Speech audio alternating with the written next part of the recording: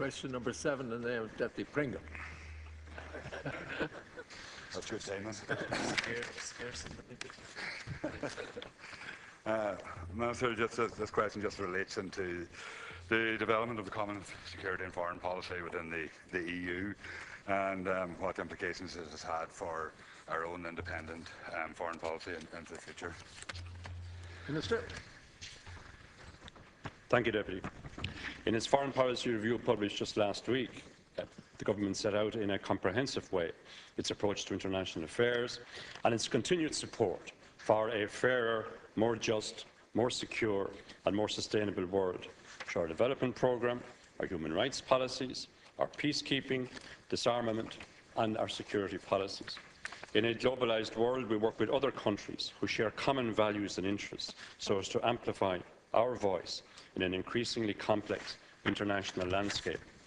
A key pillar of our international engagement is our input into shaping formulation of the European Union's Common Foreign and Security Policy, CFSP, most notably at the monthly meetings of the Foreign Affairs Council, which I participate on behalf of the Irish people and on behalf of the Irish Government.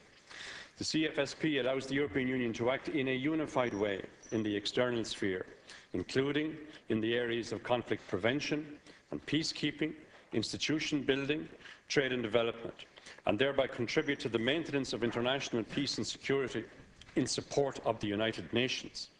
This approach reflects Irish values and is fully consistent with our traditional policy of military neutrality, which the Government has reaffirmed in the Foreign Policy Review and which is protected under the Treaty of Lisbon. At its heart is a commitment to improving the lives of its own citizens and those of our neighbouring countries and regions. By acting together as the European Union, Ireland, like the other 27 member states, has a far greater influence on international affairs than if we were to act on an individual basis. The Lisbon Treaty provided the European Union with the appropriate tools, a permanent president of the European Council, a High Representative for Foreign Affairs and Security Policy, and a European External Action Service. These will play a far more effective role on the international stage. The post of High Representative is now firmly established as a key figure in international diplomacy, raising the profile of the European Union on key foreign policy issues and ensuring a more consistent and coherent approach to the external relations of the European Union. Indeed, I was delighted to welcome the High Representative Mogherini here to Dublin last Monday, or Monday of last week, where she delivered a keynote address and where I understand she had an opportunity of meeting with members of the Foreign Affairs Committee. Deputy Pringle.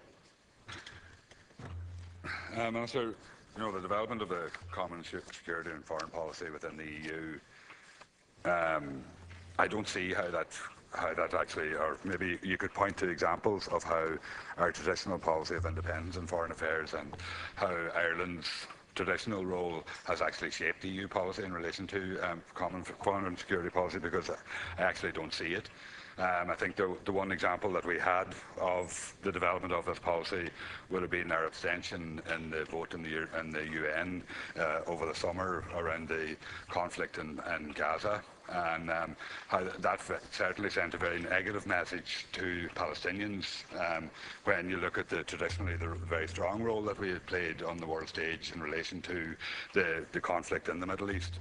But aligning ourselves with the interests of France and Germany and England certainly didn't do anything to develop that relationship. And I'm just wondering if you could point to maybe some places where we've had a positive role in terms of the development of the common foreign policy. Ireland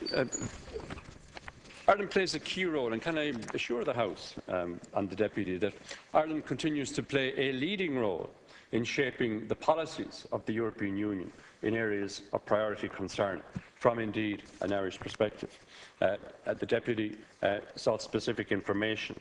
I cannot say, for example, the articulation of the approach of the European Union to conflict prevention, to conflict resolution, and the European Union guidelines on promoting and protecting the rights of human rights defenders, for example, who face persecution for defending the rights of others.